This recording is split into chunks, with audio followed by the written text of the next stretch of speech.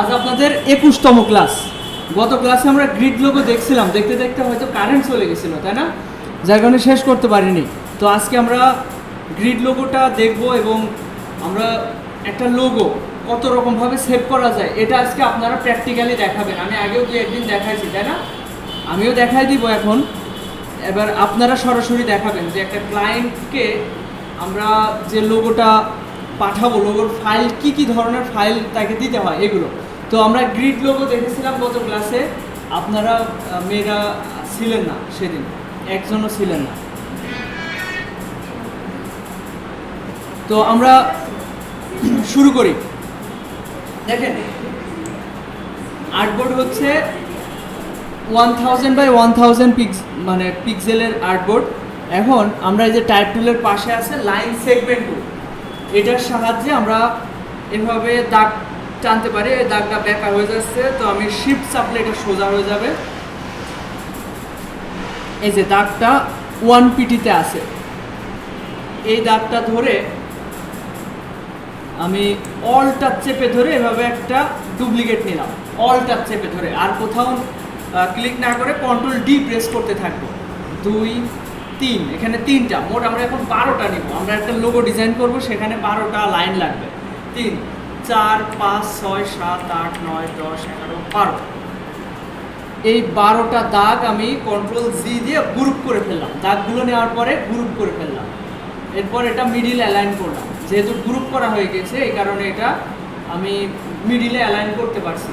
তা না হলে কিন্তু সব কিছু এক জায়গায় চলে আসবে যদি গ্রুপ না করেন। তো এইটা কন্ট্রোল সি দিয়ে কপি হয়, কন্ট্রোল এফ দিয়ে পেস্ট হয়।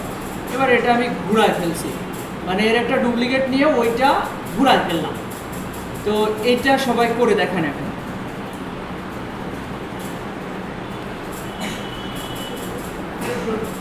আচ্ছা, আপনাদের সবার হয়েছে, আপনারা তো গত ক্লাসে ছিলেন। এবার খেয়াল করেন, এর ভিতর থেকে আমরা এলিপস নিব, মানে বৃত্তটা নিব। এই রেক্ট্যাঙ্গেলের উপর রাইট বাটন ক্লিক করেন অথবা লেফট বাটন চেপে ধরেন, এই যে এলিপস।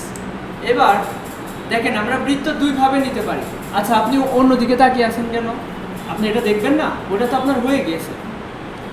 দেখেন, আমরা বৃত্ত দুইভাবে নিতে পারি। প্রথমত এই যে এখানে যখন ইন্টারসেক্ট লেখা আসে, এখান থেকে শুরু করে আমরা একদম এই কর্নারে যখন ইন্টারসেক্ট লেখা আসবে তখন ছেড়ে দেবো। তাহলে কি হবে? বৃত্তটা একদম এই চতুর্ভুজের একদম মাঝামাঝি আসবে। কখন শুরু করব? এখানে যখন ইন্টারসেক্ট লেখা আসবে, তো এখান থেকে এই কর্নারে ছেড়ে দিলে দেখবেন 4টা কর্নারই আমার হচ্ছে এই দাগের সাথে মানে একদম অ্যালাইন হয়ে গেছে। এই একটা পদ্ধতি। আরেকটা পদ্ধতি হচ্ছে এখানে মিডিলটা খুঁজতে হবে। যেমন এখানে দেখেন মিডিল হচ্ছে ইন্টারসেক্ট লেখা আসছে, একদম সেন্টার। এবার আমি এভাবে টান দিব, এখন দেখেন এই দিকে আসছে, এটা তো মিডিলে যাচ্ছে না, তাই না? এক্ষেত্রে আমরা কি করব? অল্টার চাপ দিব। এখন অল্টার চাপ দিলে এরকম ব্যাকাও হয়ে যাচ্ছে। তো আমি কি করব? শিফটও ধরবো, অল্টার এবং শিফট একই সাথে ধরবো এবং এই এক দাগের সাথে মিলাতে পারলে, এই যে এক দাগের সাথে মিলাইছি, এবার চারিদিক থেকে মিলে গেছে। এই দুইভাবে বৃত্ত নেওয়া যায়। এবং এই বৃত্ত নেওয়ার পরে বৃত্তটা ধরে কন্ট্রোল সিতে কপি, কন্ট্রোল এফ দিয়ে ফন্টে পেস্ট। এবার এই পরের দাগের সাথে মিলাই ফেলবো, মানে এই দাগের সাথে মিলাই ফেলবো। এটা করে দেখা।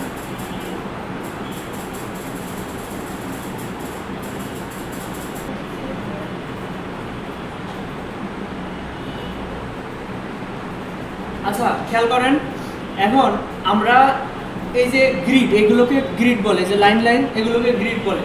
তো আপনারা যদি এটা ভালোভাবে শিখতে চান, এই ধরনের লোগো কিন্তু মার্কেটে ব্যাপক চাহিদা আছে। আপনি যদি ইউটিউবে এসে লেখেন, এদিকে খেয়াল করেন, আপনারা 3জন এদিকে খেয়াল করেন, অমনোযোগী হবেন না। তো আপনারা যদি এই ধরনের লোগো শিখতে চান, এই ধরনের লোগো অনেক হয়, আপনি অনেক কৌশলে এই ধরনের লোগো বানাতে পারবেন। তো এর বলে হচ্ছে গ্রিড লোগো ডিজাইন। আর যে কোনো ধরনের লোগো ডিজাইন করতে গেলে, শিখতে গেলে আপনাকে কিন্তু আগে কপি করা শিখতে হবে। অন্যরা কিভাবে পড়ছে ওইটা আপনি যদি 10টা ডিজাইন, 15টা কি 20টা ডিজাইন নিজে কপি করেন, দেখবেন 21 নাম্বার ডিজাইনটা আপনি নিজে থেকে পারছেন। ঠিক আছে? আপনি যদি মনে করেন একটা ডিজাইন পেরেছি মানে আমি এই ডিজাইন শিখে গিয়েছি, এটা ভুল। আপনার উচিত হবে যে কোনো ডিজাইন কমপক্ষে 15-20টা ডিজাইন করা। তারপর আপনি বুঝতে পারবেন যে এই ধরনের লোগো আমি নিজে থেকে পারবো। দেখেন, আমি আপনাদের এখন দেখাবো এইটা। এই যে SAD এটা লেখা। সব লোগো তো আর এরকম গোল টাইপের হবে না, অনেক লোগো হতে পারে এরকম চার কোণা, এরকম ভি টাইপের। তো এই ধরনের কৌশল আপনি কিভাবে শিখবেন? এর জন্য তো আপনাকে এই ধরনের ডিজাইন আরও শিখতে হবে, তাই না?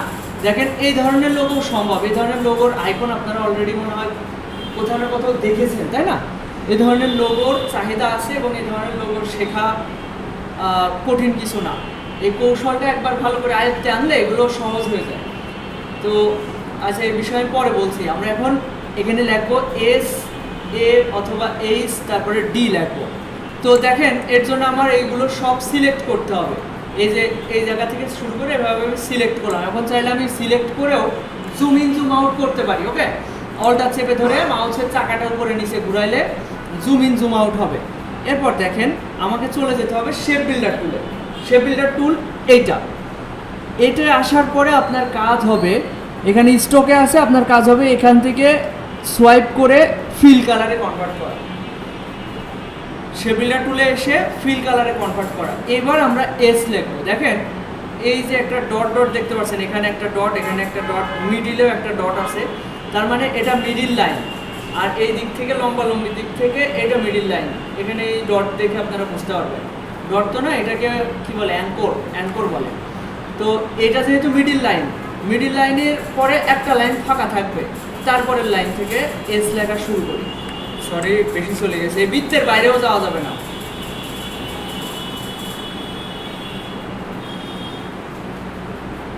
দেখেন আমাদের এস হয়ে গেল। এখন এসটা নিখুঁত করতে হবে। এখানে এই যে এগুলো একটু ঠিক করে দিই, এই যে এইভাবে শুধুমাত্র মাউসের লেফট বাটন ক্লিক করে ধরে এভাবে ড্র্যাগ করতে হবে, এভাবে টানতে হবে। হ্যাঁ, এই যে এইভাবে টানতে হবে, শুধু ক্লিক করলে হবে না, কিন্তু ক্লিক করে টান দিতে হবে, এভাবে টান দিতে হবে। মাউসের লেফট বাটন ক্লিক করে মাউস সরাতে হবে। এস হলো, এবার এইচ লেখা যেতে পারে।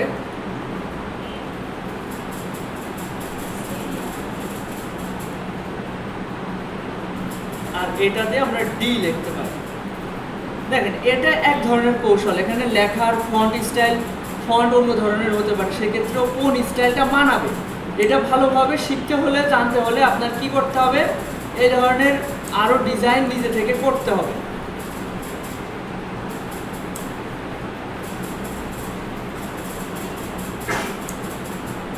এই যে SHD, ভাই দেরি হলো কেন? এত দেরি করলেন কেন? হ্যাঁ, 20-22 মিনিট লেট। আপনার যদি এখন জরিমানা ধরা হয়। আচ্ছা দেখেন, এই রাকিব ভাই, ওখানে একটু জায়গা দেন, ওখানে আরেকটা কম্পিউটার আছে তো। আচ্ছা খেয়াল করেন, SHD আমি শিফট ধরে ধরে ক্লিক করলাম, একটা ক্লিক করলাম, এস সিলেক্ট হলো, এইচ সিলেক্ট হলো, ডি সিলেক্ট হলো। এবারে এই তিনটা ধরে এভাবে সরাই ফেললাম। আর এই দাগগুলো আমার আর প্রয়োজন নেই, দাগগুলো কেটে দিলাম দিয়ে। আচ্ছা আমার মনে হয় বেশি এগিয়ে যাচ্ছি, এটা আগে তৈরি করেন, তারপরে ওটা সরানো দেখাচ্ছি। এটা তৈরি করেন দ্রুত, ছেলেরা হয়তো একবারে পেয়ে যাবেন, কারণ ওর ক্লাসে আপনারা করেছেন। একই জিনিস 2 দিন করে দেখানো হয়ে গেছে। যারা কোশিশ করবো, হ্যাঁ শেপ বিল্ডার টুলে গিয়ে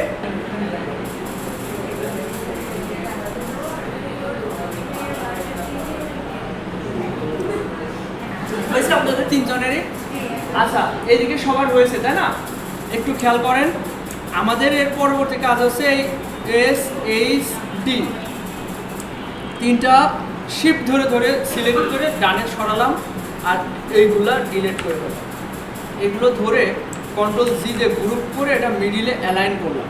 গ্রুপ না করে অ্যালাইন করলে কি হবে, দেখেন আমার এটা গ্রুপ নাই। এখন যদি আমি অ্যালাইন করি তাহলে এরকম হয়ে যাবে, ঠিক আছে? তো গ্রুপ করাটা মাঝে মাঝে জরুরি হয়ে যায়। গ্রুপ করার পরে অ্যালাইন করলে এটা আর্টবোর্ডের মাঝে আসবে। এবার এর স্টক আমার দরকার নেই, এর স্টক অন রয়েছে, স্টকটা আমি অফ করে দিচ্ছি। এখানে শুধু সলিড কালার আছে, এখানে আমি অন্য একটা কালার দিচ্ছি। তো এরপরে আমি একটা বৃত্ত নিয়ে এটাকে স্ট্রোকে কনভার্ট করতে পারি, করে স্ট্রোকটার থিকনেস বাড়িয়ে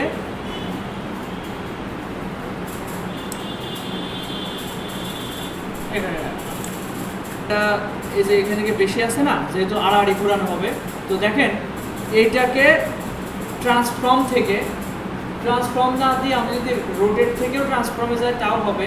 এই যে রোটেট, এখানে কত ডিগ্রি ঘুরাবো, তো 60 ডিগ্রি যদি দেওয়া হয় এবং এটা কপি দিতে হবে, এইদিকে ঘুরলো এবং একটা যেহেতু ঘোরানো হয়েছে এটা রাইট বাটন ক্লিক করে ট্রান্সফর্ম থেকে রিফ্লেক্ট হবে কপি।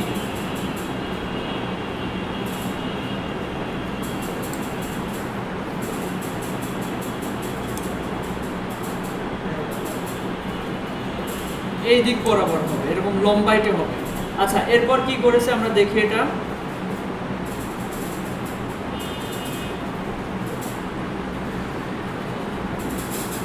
আচ্ছা, খেয়াল করেন এখানে দুইটা বৃত্ত নেওয়া হয়েছে।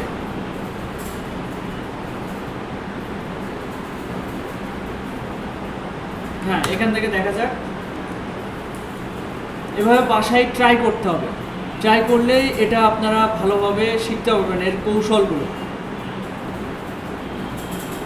আচ্ছা, কয়টা গুনেছে দেখা যাক।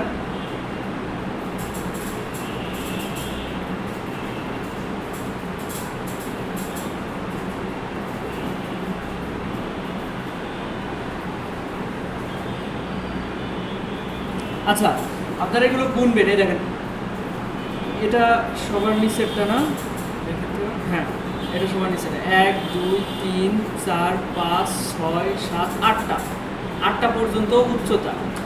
আর এদিকে ডান সাইডে থেকে একটা কলাম দুইটা কলামের সাথে মিলাই দিচ্ছে। ওকে, তারপরে ওরা একটা কপি নিয়ে ছোট করেছে। আচ্ছা, তাহলে খেয়াল করেন উপরের দিকে 8টা আর এই বাম পাশে একটা কলাম ফাঁকা রেখে তারপর হচ্ছে এটা দুইটা বৃত্ত নিয়েছে। তো একটু খেয়াল করেন, আমি যদি এখন একটা বৃত্ত নিই, বৃত্তটা উপরের দিকে 8টা হবে। 1 2 3 4 5 6 7 8টা। তো আর একটু বড় করে এই উপরের এই লাইনের সাথে মিলাই দেব। খেয়াল রাখবেন এই দাগের সাথে এই দাগ যেন একদম পারফেক্টলি মিলে যায়। আচ্ছা, মিললো। এবার এটা আরও বামে সরাতে হবে এই দাগের সাথে।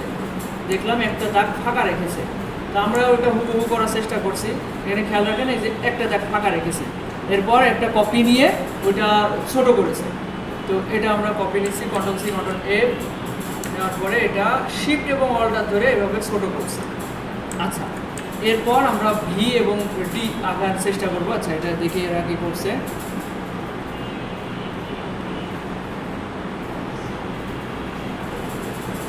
আচ্ছা, আরেকটা বৃত্ত নিচ্ছে।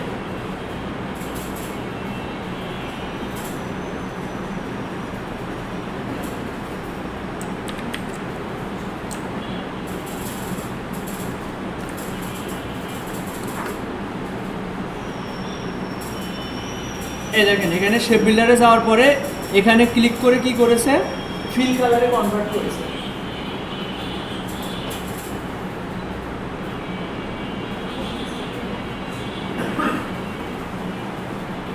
আচ্ছা, এবার ভি আঁকানো হচ্ছে, এটা আমরা একটু দেখি। প্রথমে আগে সিলেক্ট করতে হবে সবগুলো, তারপর শেপ বিল্ডার টুলে যাওয়ার পরে এটা স্টক থেকে ফিল কালারে কনভার্ট করতে হবে। এরপর কি করা হয়েছে, যে ভি তৈরি করা হয়েছে। ভিটা শুরু করা হয়েছে কোথা থেকে, এই যে এই বৃত্তের এই কর্নার থেকে। ওকে,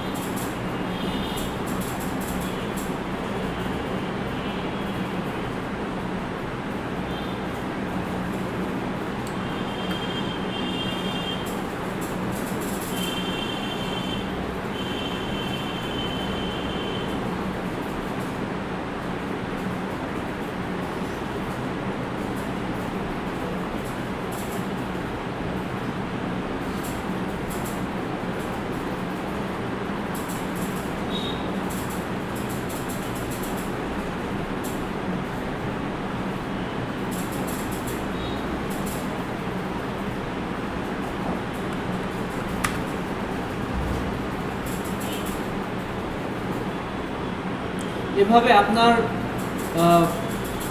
ইচ্ছা মতো যে কোনো অক্ষর দিয়ে আপনি ডিজাইন করতে পারবেন। যখন এই ধরনের লোগো আপনি অনেকগুলো কপি করতে পারবেন, ধরেন 15-20টা ডিজাইন করলেন, এরকম ইউটিউবে অনেক ভিডিও পেয়ে যাবেন এই ধরনের। এগুলো সব যখন আপনি নিজে নিজে প্র্যাকটিস করবেন, দেখবেন এই ধরনের লোগো আপনি নিজে থেকে বানাতে পারবেন যে কোনো অক্ষর দিয়ে। তখন আপনার মাথায় এমনিতেই ধারণা তৈরি হবে।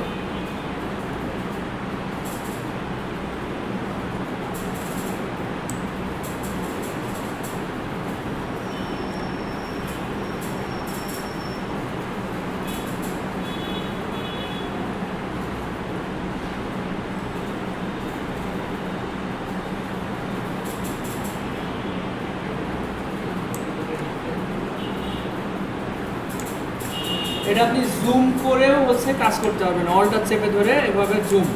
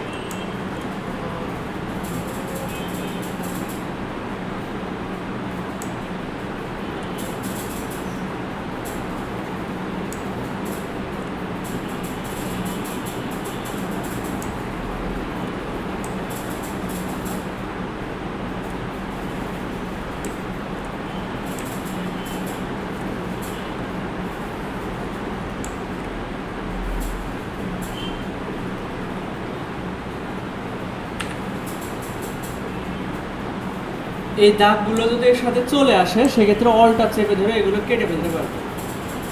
এবং অলটা চেপে ধরে শেপ বিল্ডারে থাকা অবস্থা অলটা চেপে ধরে টান দিলে কিন্তু যে কোনো অবজেক্ট কেটে দেয়। হয়ে গেল। এখন দেখেন এর কিন্তু স্টক কালার রয়েছে, স্টক কালারটা আমি নান করে দিলাম। এবার যেটা থাকবে সেটা শুধুমাত্র ফিল কালার।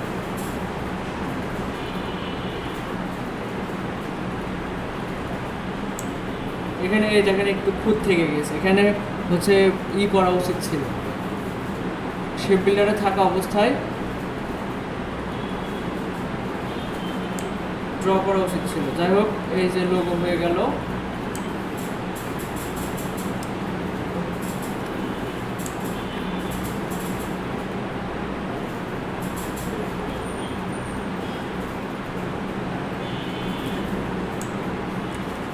আচ্ছা, এটা ট্রাই করতে গেলে পারবেন? এটা অনেক জটিল হয়ে যাচ্ছে, এটা না করেন। আমি আরেকটা দেখাই, ওটা একটু দেখেন। এটা একটু সহজ আছে, এটা করা যায়।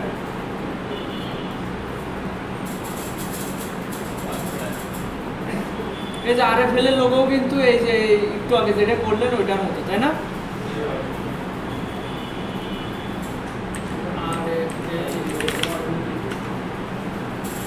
এই দেখেন RFL এর লোগোটাও এই গ্রিড লোগোর মতো। এর থেকে মনে হয় আমরা করলে আরো ভালো দেখাবে, তাই না? এটা বেশি চিকন চিকন লাগছে, ভালো লাগছে। ব্র্যান্ড হয়ে গেছে, এখন আর ওরা লোগো টোগো চেঞ্জ করবে না, অত সহজে। একটু এরকম মোটা টাইপ দিলে মনে হয় একটু বেশি ভালো লাগবে।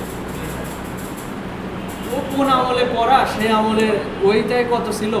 আচ্ছা, এরপর আমরা এটা একটু দেখি।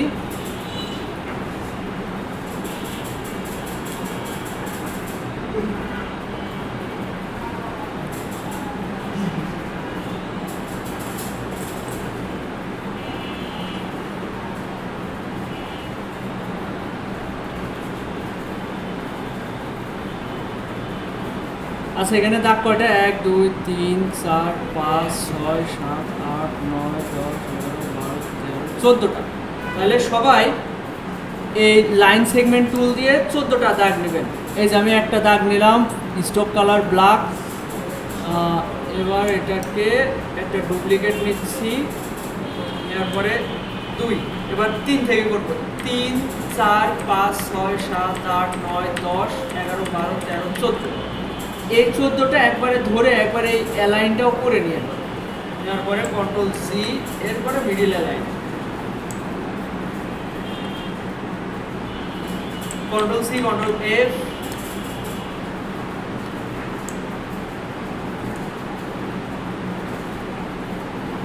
এবার লম্বাটা ধরে রাইট বাটন ক্লিক করবেন, করে ট্রান্সফর্ম থেকে রোটেট 60 ডিগ্রি ঘুরায়ে কপি দিবেন। আবার এটাকে রাইট বাটন ক্লিক করে ট্রান্সফর্ম থেকে রিফ্লেক্ট কপি দিবেন। এটা বানান।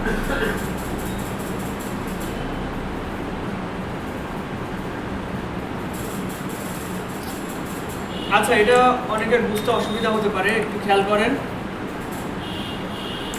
এই 14টা দাগ কি সবার নেওয়া হয়েছে? এটা কিন্তু একটু লম্বা রাখবেন, এরকম লম্বা টাইপের। যদি মধ্যকার দূরত্ব বেশি হয়ে যায় এরকম করেন, এরকম বেশি ফাঁকা করেন, সেক্ষেত্রে ঘুরাইলে ওটা ঠিক থাকবে না। তো একটু চেষ্টা করেন এরকম লম্বা টাইপের রাখতে, মানে মধ্যকার দূরত্ব কম রাখার চেষ্টা করেন। করে এটা গ্রুপ করে মিডিল অ্যালাইন করেন। গ্রুপ করে মিডিল করা সবার কি হয়েছে? আপনার হয়েছে? একটু দ্রুত করেন। গ্রুপ করে মিডিল অ্যালাইন করে ফেলেন।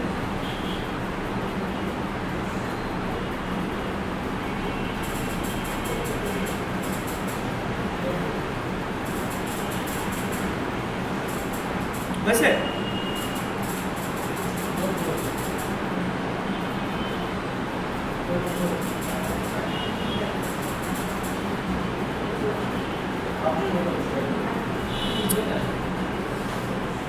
হয়েছে? হয়েছে না? এবার দেখেন, এই 14টা দাগ আমি মিডিল অ্যালাইন করে ফেললাম। করার পরে এটাকে কন্ট্রোল সি দিয়ে কপি হয়, কন্ট্রোল এফ দিয়ে ফন্টে পেস্ট হয়। তার মানে এখানে এখন 2টা। আমি একটা ক্লিক করে একটা সিলেক্ট করবো। এবার ড্র্যাগ করে সিলেক্ট করলে কিন্তু 2টাই সিলেক্ট হয়ে যাবে।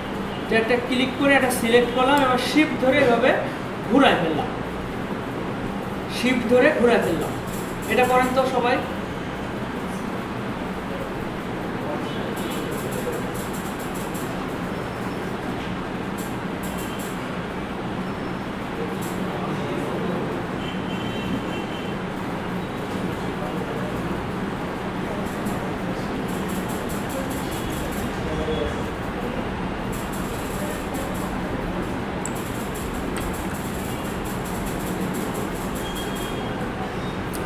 হয়েছে?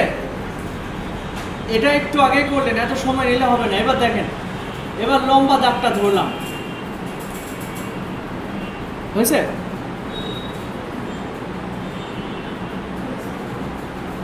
এই লম্বাটা ধরে রাইট বাটন ক্লিক করবেন, করে ট্রান্সফর্মে যাবেন। ট্রান্সফর্ম থেকে রোটেট, ট্রান্সফর্ম থেকে রোটেটে যান। যে এখানে 60 ডিগ্রি লেখেন, 60 লিখলে হবে। 60 লিখে কপি দেন, 60 লিখে কপি দিতে হবে।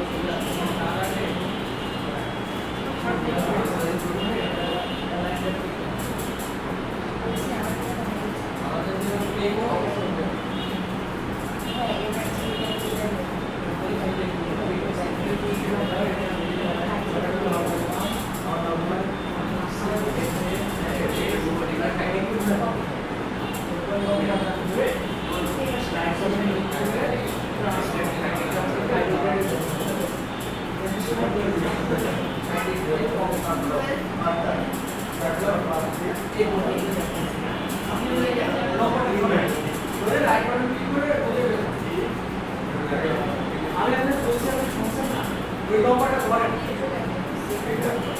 এটা লম্বা না আড়াই? হ্যাঁ, লম্বাটা ধরেন। হ্যাঁ, ক্লিক করেন। হ্যাঁ, এটা লাইট করেন। চার্জ করেন।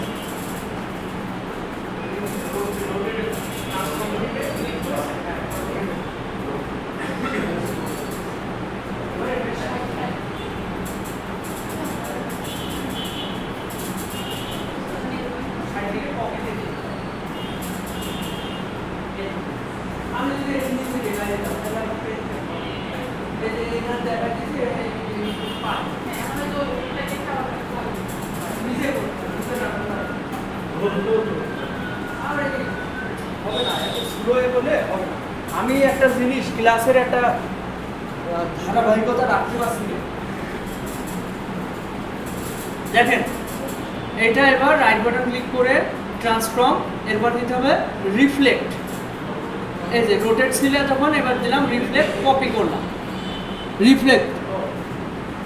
এটা কিন্তু ওই বাঁকাটা ধরেছি, বাঁকাটা ধরে রাইট বাটন ক্লিক করে রিফ্লেক্ট, এরপর ওকে, কপি করেছেন এটা সবাই পেরেছেন? আমি আরেকবার দেখাবো।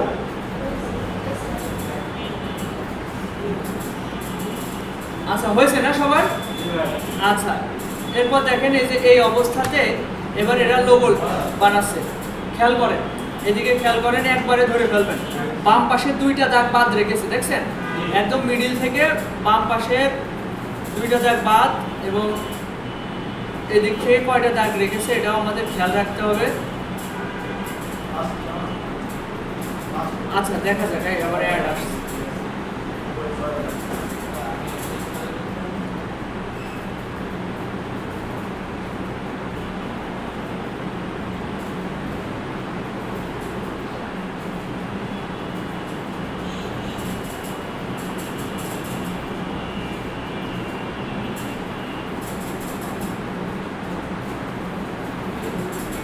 এটা সুন্দর একটা লোগো কিন্তু এটা।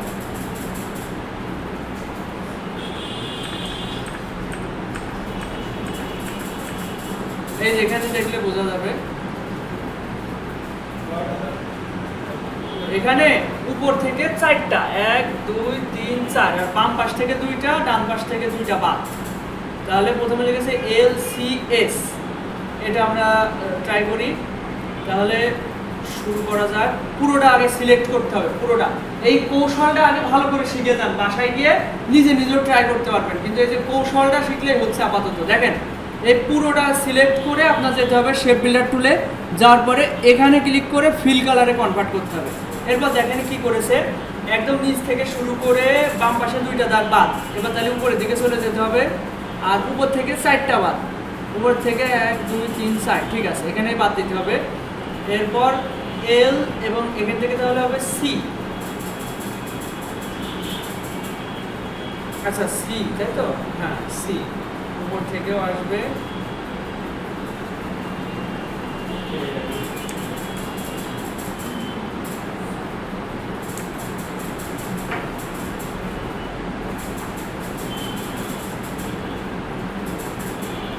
আচ্ছা, LC, এবার হবে S।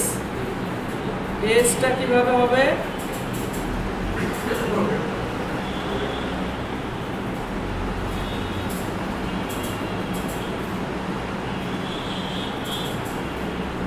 এই এসটা একটু কঠিন মনে হতে পারে।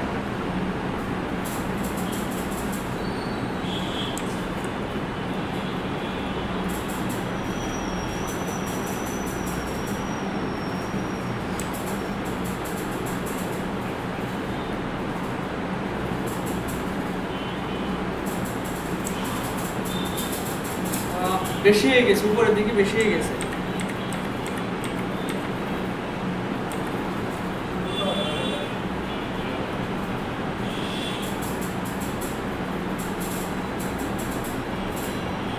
এবার পারফেক্ট আছে।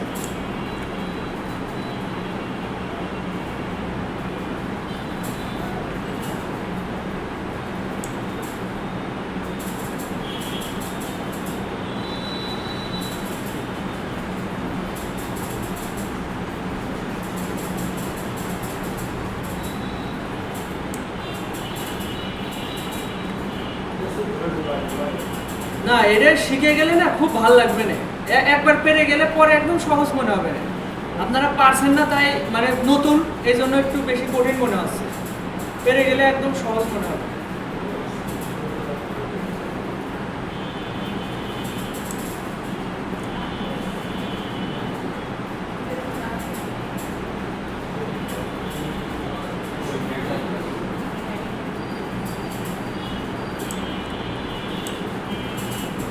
এবার দেখেন আমি যে জিনিসগুলো বলি এটা খেয়াল রাখেন, তাহলে আপনাদের জন্য ডিজাইন করাটা সহজ হয়ে যাবে। দেখেন প্রথমত উপরের দিক থেকে 4টা রো বাদ হবে, রো মানে এই যে ভিতরের গ্যাপগুলো 1 2 3 4টা বাদ, বাম পাশে 2টা বাদ, ডান পাশে 2টা বাদ। এই যে নিচ থেকে শুরু করবেন, এখান থেকে শুরু করে এই দাগ পর্যন্ত চলে যাবেন, দেখবেন উপর থেকে যেন 4টা বাদ থাকে। এরপর সিটা লিখবেন, এসটা লিখবেন, লেখেন, এটা দেখে দেখে লেখেন। হ্যাঁ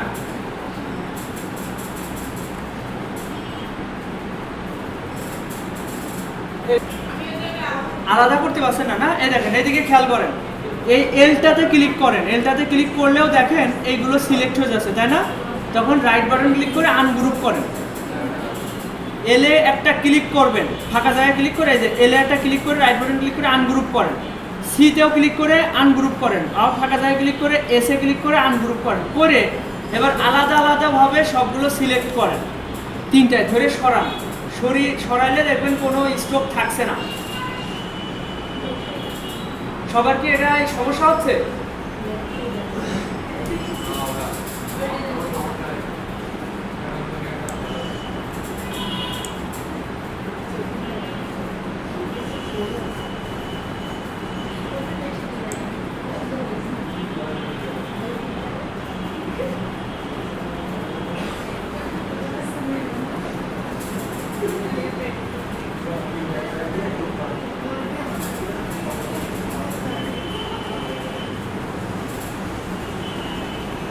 আচ্ছা এদিকে খেয়াল করেন, এটা মিডিল অ্যালাইন করলাম। আগে তো বৃত্তের চারিকোল দিয়ে একটা আরেকটা বৃত্ত দিয়ে দিয়েছিলাম, কিন্তু এর চারিকোল দিয়ে আমরা কিভাবে করতে পারি, এরকম একটা দাগ দিতে পারি বলেন তো? আচ্ছা এটা দরকার নেই, এইভাবে এটা মান আছে। তারপরেও যদি এর চারিকোল দিয়ে আমরা একটা এরকম দাগ দিতে চাই, সেক্ষেত্রে এর একটা যদি আমরা কপি নিই, Ctrl+C Ctrl+F দিয়ে অবজেক্ট থেকে পাথ, পাথ থেকে অফসেট পাথ, এটা আমি এর সাথে পুরো ভরাট করে দেব, করার পরে ওকে দিব। এবার এটা ইউনিট করে ফেলবো, ইউনিট করে স্ট্রোকে কনভার্ট করে স্ট্রোকের ইটা বাড়াবো। কি করলাম বুঝেছেন কেউ? এই দেখেন আমি আরেকবার দেখাচ্ছি, এটা তো আপনাদের রয়েছে তাই না? এবার এটাকে Ctrl+C Ctrl+F দিলে কি হয়, এখানে 2টা হয়ে যায় তাই না? এবার একটা আলাদা করে সিলেক্ট করবেন, করে অবজেক্ট থেকে পাথ, পাথ থেকে অফসেট পাথ, এটার মান একটু বাড়াবেন, মানে মধ্যে যেন কোনো ফাঁকা না থাকে, এই যে এখানে যে ফাঁকা থাকছে না, এটা বাড়াতে বাড়াতে দেখবেন এটা একসময় এর সাথে লেগে যাবে, তখন ওকে দিবেন, দিয়ে আবার ফাঁকা জায়গায় ক্লিক করে আবার এটা সিলেক্ট করে ইউনিট করে স্ট্রোকে কনভার্ট করে দেবেন। এবার বুঝেছেন? করেন তো সবাই, নাকি আবার স্টেপ বাই স্টেপ দেখাবো? এদিকে খেয়াল করেন, এটা আমি সিলেক্ট করলাম, করে Ctrl+C Ctrl+F এটা দেন, হয়েছে সবার? এবার অবজেক্ট থেকে পাথ, পাথ থেকে অফসেট পাথে যান, অবজেক্ট থেকে পাথ, পাথ থেকে অফসেট পাথে সবাই গিয়েছেন? এইবার এটার মান এই যে এরকম কম থাকতে পারে, এবার এর মানটা বাড়ান, এই যে একটা আলাদা উইন্ডো এসে না, এটার মানটা বাড়ান, বাড়াতে বাড়াতে যেন এর সাথে মিশে যায়, কোনো ফাঁকা না থাকে, ওই সময় ওকে দেন। হয়েছে সবার? এবার এটা কিন্তু আলাদা আলাদা আছে, এটা ইউনিট করে নিতে হবে, এই যে ইউনিট করলে এটা এক হয়ে যাবে। এবার এটা স্ট্রোকে কনভার্ট করতে হবে, এই যে এখানে স্ট্রোক, এই যে ফিল থেকে স্ট্রোকে এখানে ক্লিক করলে হয়ে যায়। এবার এটা স্ট্রোকের মানটা বাড়ায় দেবে।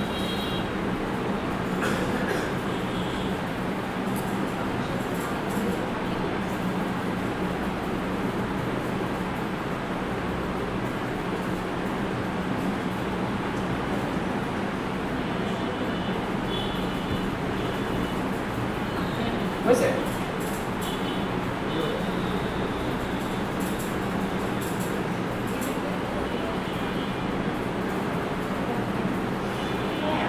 হ্যাঁ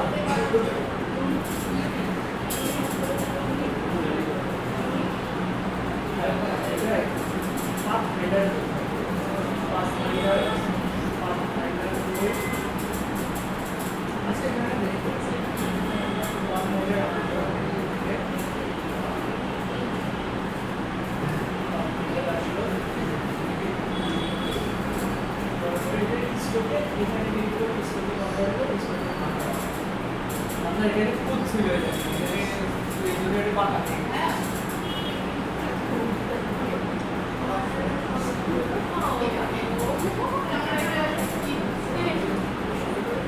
আপনার সাথে যাই তো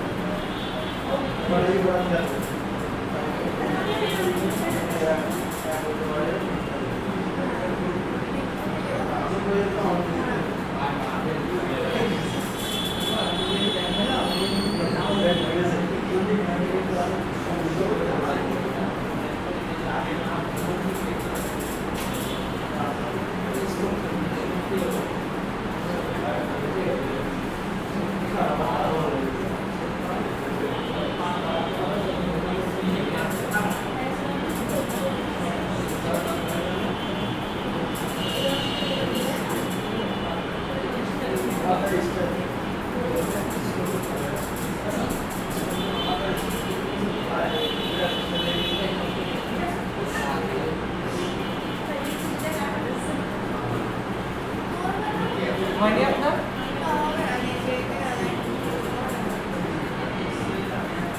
তারপরও চেষ্টা করেন ওই প্রক্রিয়াটা আপনার শিখতে হবে বাঁকা হয় হোক ওইভাবে শেখেন এর আপনি সিস্টেমটা তো আপনি শিখতে হবে করেছিলেন ও তাহলে শিখলে হচ্ছে আচ্ছা এখন এই যে একটা লোগো আমরা চাচ্ছি এই লোগোটাকে একটা ক্লায়েন্টের কাছে পাঠানোর জন্য যত রকম ফাইল আমরা তৈরি করব ডকুমেন্ট তৈরি করব ওইগুলো আপনারা এখন শিখে ফেলবেন আমার সাথে সাথে তো প্রথমে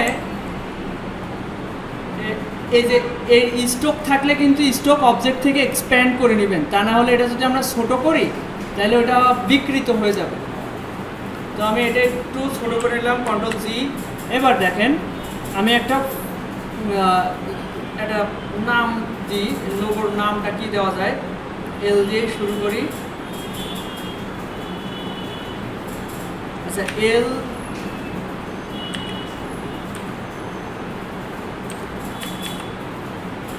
আন্দাজে একটা নাম বানিয়ে ফেললাম এবার একটা ফন্ট দিচ্ছি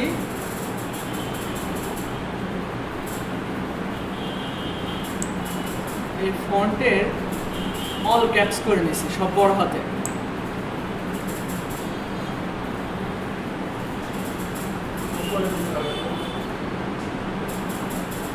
হ্যাঁ,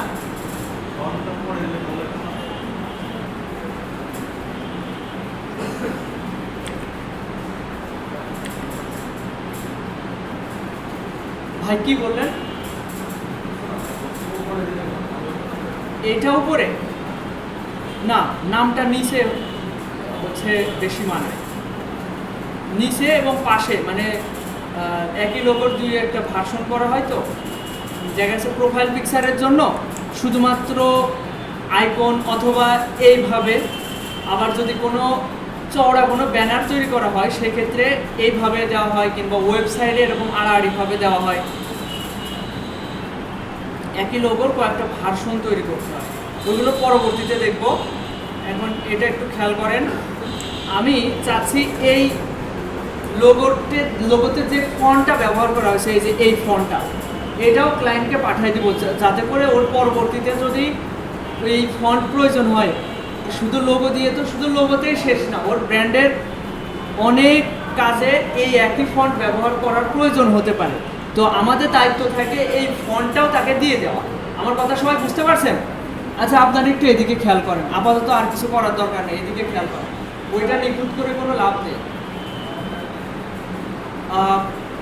আমি আপনাদের এখন কি দেখাতে যাচ্ছি? আমি দেখাতে যাচ্ছি ক্লায়েন্টের আসলে আমরা কত ধরনের ডকুমেন্ট আমরা সাবমিট করি বা তাকে আমরা দিয়ে থাকি, সেটা একটু খেয়াল করেন। তো প্রথমত ধরেন এই ফন্টের এডিটেবল ফরম্যাটটাই এখানে রয়েছে, আর্টবোর্ডের মাঝামাঝি রয়েছে। আর আর্টবোর্ডের ভিতরে যদি অন্য কোনো লোগো থেকে থাকে ওইগুলো ডিলিট করে দেওয়াই ভালো। আমি এগুলো ডিলিট করে দিচ্ছি, এই পর্যায়ে রাখলাম, এবং এটা কন্ট্রোল জি তে গ্রুপ করে এটা মিডিল অ্যালাইন করে ফেলবো। মিডিল অ্যালাইন করে মোটামুটি এই পর্যায়ে রাখবো, এই পর্যায়ে থাকবে। আর বেশি বড় করা যাবে না, এটা এমন পর্যায়ে রাখতে হবে যেন বৃত্তের ভিতরে এটা থাকে। ধরেন এর ভিতরে যদি আমি একটা বৃত্ত নিই, দেখেন এই যে এটা কিন্তু বৃত্তের ভিতরে আছে। আমি যদি এমনভাবে এটা বড় করি যে এই বৃত্তের বাইরে চলে গেল, হ্যাঁ, তাহলে কিন্তু এটা ঠিক না। আমাদের এমনভাবে রাখতে হবে যেন এটা মিডিলে অ্যালাইন থাকবে, কিন্তু এই বৃত্তের ভিতরে থাকবে। এই আর্টবোর্ডের সমানে যদি একটা বৃত্ত নেওয়া হয়, ওই বৃত্তের ভিতরে থাকবে, এরকম পর্যায়ে রাখতে হবে। আচ্ছা, এরপর দেখেন এটা আমি প্রথমে কন্ট্রোল এস দিয়ে সেভ দিব। কোথায়? ডেস্কটপে। লোগোর নাম কি হবে? আমি জাস্ট লোগো লিখে সেভ দিচ্ছি। লোগো লিখে সেভ দিলাম। এটা কি হলো বলেন তো? এটা একটা এআই ফাইলে সেভ হলো। এই যে এটা এআই ফাইলে সেভ হয়েছে। এখন আমাদের পরবর্তী কাজ হচ্ছে ফাইল থেকে প্যাকেজে ক্লিক করা। ফাইল থেকে প্যাকেজে ক্লিক করলে কি হবে? দেখেন এখানে লোকেশন চাইলে আপনি সেট করতে পারেন। অলরেডি আমার যেহেতু ওই এআই ফাইলটা ডেস্কটপের পরে আছে, এই যে ডেস্কটপ, সি ড্রাইভ ইউজার নয়ন, তারপরে হচ্ছে ডেস্কটপের পরে আছে। তো এখানে যদি ওকে দিই তাহলে এটা ডেস্কটপেই সেভ হবে। খেয়াল করেন, আমি এবার এটা কেটে দিচ্ছি। কেটে দেওয়ার পরে এই দেখেন এআই ফাইলের পরে আমি প্যাকেজে ক্লিক করে ওকে করাতে একটা নতুন একটা ফোল্ডার ক্রিয়েট হয়েছে। এই ফোল্ডারের ভিতরে কি কি আছে দেখা যাক। ফোল্ডারের ভিতরে আমার ব্যবহার করা একটা ফন্ট রয়েছে, যে ফন্টটা লোগোতে ব্যবহার করেছিলাম। দ্বিতীয়ত একটা টেক্সট ডকুমেন্ট তৈরি করে দিয়েছে। এখানে আসলে কি কি ব্যবহার করা হয়েছে, কালার মোড 8GB, তারপরে এই যে আর্টবোর্ড সাইজ হচ্ছে 1000 বাই 1000, এরকম কিছু একটা লেখা আছে। আর এটা হচ্ছে এআই ফাইল, লোগোর এআই ফাইল। এটা কিন্তু সোর্স ফাইলও বলে অনেক সময়।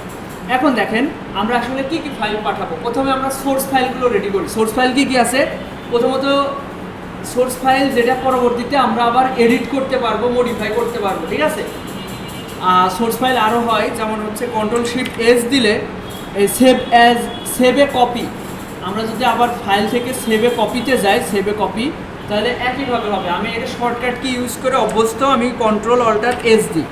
তো সেভ এ কপি, এই যে আমি কোথায় আছি এখন, আমার এটা সেভ হবে কোথায়, এখানে খেয়াল করলে বুঝতে পারবেন। সবাই একটু মনোযোগী হন। এখানে এই যে কন্ট্রোল টায়ার ব্লাস্ট হয়েছে, তাই না, পাংচার হয়েছে।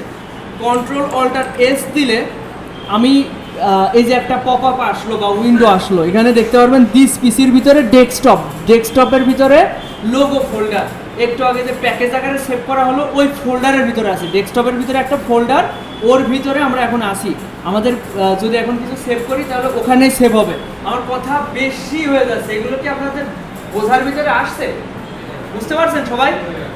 আচ্ছা, এখন এআই ফাইল সেভ করা অলরেডি হয়ে গেছে, প্যাকেজ সেভ করলে এআই ফাইল সেভ করা হয়ে যায়। এখন দ্বিতীয় ধাপে আমরা পিডিএফ সেভ করতে পারি। এখানে সবগুলোই সেভ করব, শুধুমাত্র এসভিজি আর টেমপ্লেট বাদে। এসভিজি একটা করব, দ্বিতীয়টা না। এসভিজির ইলাস্ট্রেটর টেমপ্লেটটা বাদ থাকবে, এসভিজিটা বাদ থাকবে। এখানে আমরা সেভ করব, এআই তো অলরেডি আছে, এরপরে করব হচ্ছে পিডিএফ, তারপরে করব ইপিএস, এই টেমপ্লেটটা বাদ থাকবে, এসভিজিটা বাদ থাকবে, একটা করবো এসভিজি, এখানে দুইটা আছে, একটা করবো। আচ্ছা, আমি এক এক করে দেখাই। প্রথমে পিডিএফ সেভ করি, এখানে লেখা রয়েছে অলরেডি, নাম আসছে লোগো কপি। আমরা এখানে লিখতে পারি লোগো পিডিএফ, অথবা আপনি লোগো লিখে সেভ দিতে পারেন, ওখানে সেভ হবে। পরবর্তীতে এক্সটেনশনে পিডিএফ তো দেখাই যাবে। তো এখানে ইলাস্ট্রেটর ডিফল্ট আছে, এখানে এইভাবেই সেভ দিব। আচ্ছা, তারপরে দেখেন আবার কন্ট্রোল অল্টার এস, অথবা আপনি ম্যানুয়ালভাবে এভাবেও করতে পারেন। ফাইল থেকে সেভে কপি করার পরে এখান থেকে আমি তো অলরেডি পিডিএফ সেভ করেছি, এর পরেরটা কি আছে ইপিএস ফাইলটাও কিন্তু জরুরি, ইপিএসটাও সেভ দিবেন। আর এখানে ইপিএস যাওয়ার পরে দেখেন এখানে চেকমার্ক দিবেন, মানে ইউজ আর্টবোর্ডে এখানে একটা টিক চিহ্ন দিবেন, তারপরে এখানে লিখে দিতে পারেন ইপিএস, তারপরে আমি এটা সেভ দিব।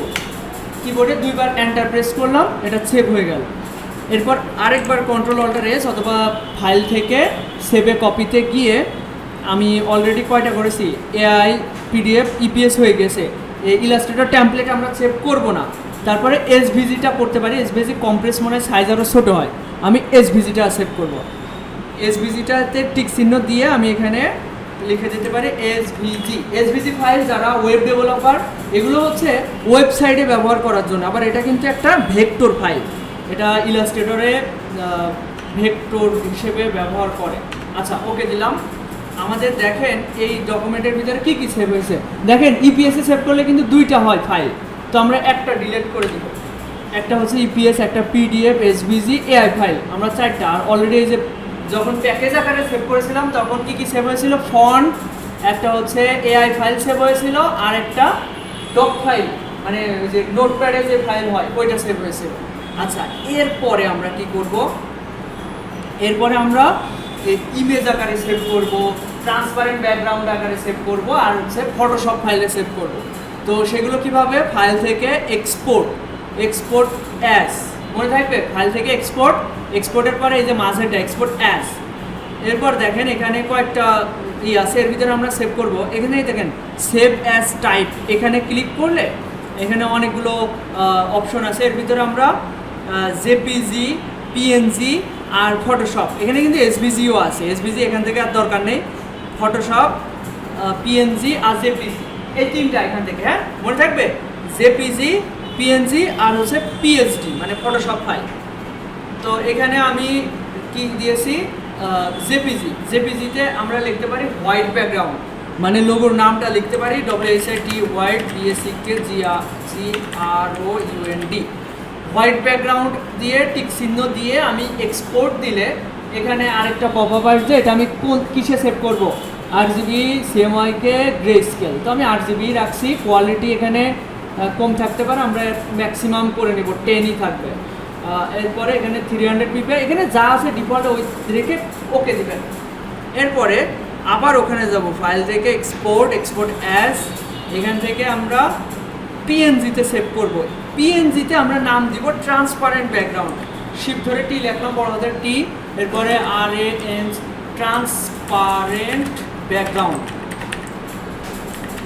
ট্রান্সপারেন্ট ব্যাকগ্রাউন্ড লিখে পিএনজি ফরম্যাটে এক্সপোর্ট করব। এখানে দেখেন এখানেও আপনার হোয়াইট, ব্ল্যাক এরকম ব্যাকগ্রাউন্ড করা থাকতে পারে। আপনারা এখানে ট্রান্সপারেন্ট, এখানে ক্লিক করে ট্রান্সপারেন্ট করে ওকে দিবেন, তাহলে ওটা ট্রান্সপারেন্ট ব্যাকগ্রাউন্ডে সেভ হবে, মানে উইদাউট ব্যাকগ্রাউন্ড, কোনো ব্যাকগ্রাউন্ড থাকবে না। আচ্ছা, এরপরে আমরা যেটাতে সেভ দিতে পারি সেটা হচ্ছে ফাইল থেকে এক্সপোর্টের পরে এখান থেকে দেখবেন ফটোশপ লেখা থাকে, এটা এখানে টিক চিহ্ন দিব, এখানে লিখে দিতে পারে পিএইচডি মানে ফটোশপ। ওকে, তো আমি এটা যদি সেভ দিই, এবার ওকে দিই, এটা সেভ হয়ে যাবে। এখন দেখেন আমরা একটা লোগোর কতগুলো ফরম্যাটে সেভ করেছি, তাই না? এআই, ইপিএস, পিএইচডি, পিএনজি, তারপর হচ্ছে পিডিএফ, এসভিজি। এই ফাইল ফরম্যাটে আপনাদের মনে হতে পারে এ তো অনেক কিছু, তাই না?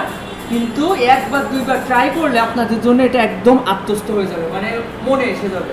কম্পিউটারের বিষয়গুলো এরকম, আপনি যখন পারেন না সব কিছু অনেক কমপ্লেক্স, আর যখন দুই একবার চেষ্টা করবেন শিখে যাবেন তখন একদম ইজি। ঠিক আছে, আপনারাই দেখেন, আপনারা কম্পিউটার দেখেন, আগে যে আগে ক্লাসে আমরা কি শিখেছিলাম, কি লোগো যেন ওটা, সিগনেচার লোগো।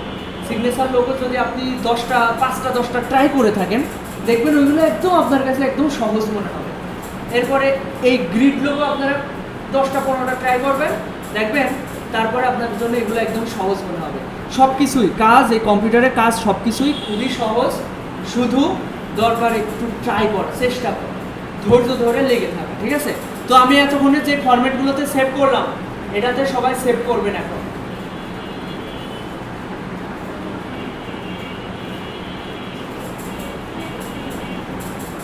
আচ্ছা, প্রথমে এটা সেভ দিবেন, এআই ফাইলে সেভ দিবেন। সেভ দিয়েছেন সবাই? কন্ট্রোল এস অথবা ফাইল থেকে সেভ, কন্ট্রোল এস অথবা ফাইল থেকে সেভ দিলে এটা ডেস্কটপে সেভ করবেন, লোকেশন হবে ডেস্কটপ, মনে থাকবে? এটা করেন। সেভ দেওয়ার পরে ফাইল থেকে প্যাকেজে সেভ করবেন, এই যে ফাইল থেকে প্যাকেজ, তারপরে ওকে করবেন।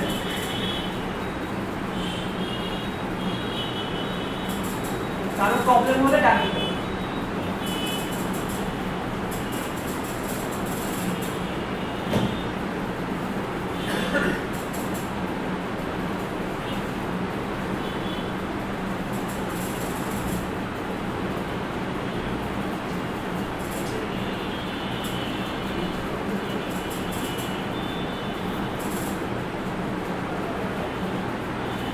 আজকে যে বিষয়টা এখন দেখালাম এটা কিন্তু খুবই গুরুত্বপূর্ণ, এটা ভালো করে বুঝে শুনে তারপরে আজকে ক্লাস শুরু হবে। হয়েছে আপনার ফাইল থেকে সেভ হয়েছে? সবার কি ফাইল থেকে সেভ হয়েছে? যদি হয়ে থাকে আমি পরের স্টেপ আবার অল্প অল্প করে দেখাতে থাকি, আপনারা দেখতে থাকেন। হয়েছে? হয়নি এমন কেউ আছেন? ফাইল থেকে সেভ দিতে পারেননি এমন কেউ আছেন? হয়েছে? সেভ দিয়েছেন? আচ্ছা, এবার দেখেন ফাইল থেকে প্যাকেজে ক্লিক করেন, এই যে প্যাকেজে ক্লিক করেন, দিয়ে ওকে দেন।